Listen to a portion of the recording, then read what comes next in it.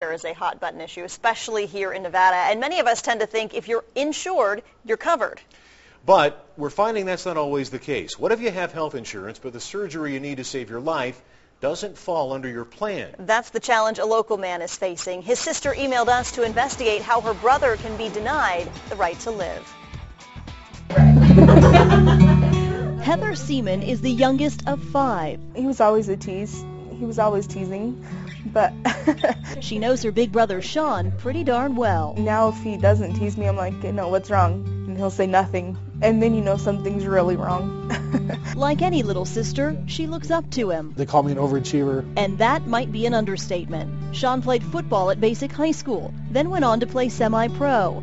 He just graduated as valedictorian of his class at ITT Tech with a 4.0 GPA in criminal justice.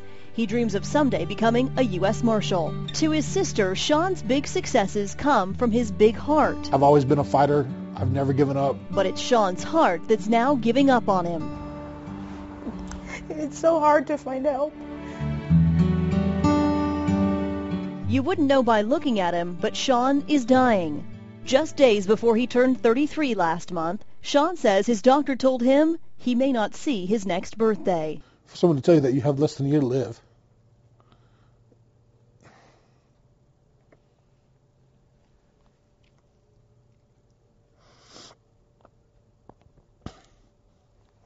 It's very hard to deal with. In 2005, Sean was diagnosed with a severe form of cardiomyopathy, a condition where the heart becomes inflamed and weakened. He also has congestive heart failure, which means his heart can't pump blood to the rest of his body like it should. Right now, Sean is on at least 8 different medications, and he has an implanted cardiac device in his chest to restart his heart in case it stops. But Sean says, according to his doctor, it's no longer enough. It's not a matter of if, it's a matter of when my heart completely gives out. To survive, Sean needs a heart transplant. I always thought, I have health insurance to work. I'm going to be fine. Then all of a sudden, I have a life-threatening condition, and they're telling me, well, we're not going to help you. Turns out his insurance plan doesn't cover the life-saving surgery. I asked him flat out, why are you willing to let me die? I can't imagine losing my brother. That's why Heather emailed us to investigate. We contacted Aetna to find out why Sean can't get the help he needs to live.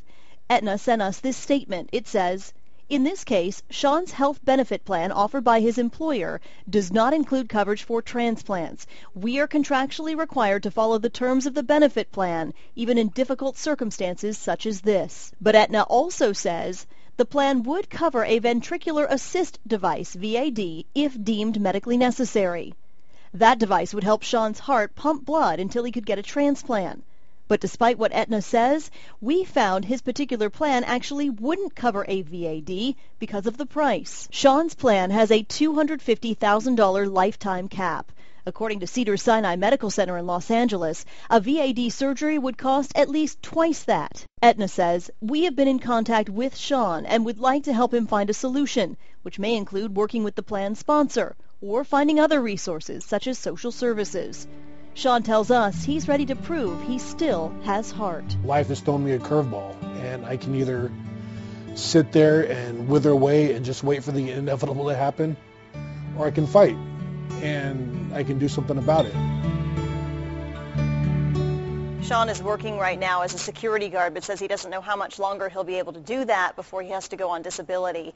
His family has contacted the National Organization for Transplants, which helps people raise money for transplant surgeries and the follow-up care, so hopefully something will come through for him there. After watching a story like that, it's got to make a lot of people wonder about their own insurance plans. Yeah, it makes you want to go back and read the fine print because nobody expects something to happen like this. With so much talk right now about health care reform, we're planning to send this story to state lawmakers to see if there's anything that they can do. We'll keep you posted on what happens next for Sean. And we'd also like to hear from you. Have you had a similar experience, or maybe you have a comment on this story? Send us an email at 13investigates@ktnv.com. Former GOP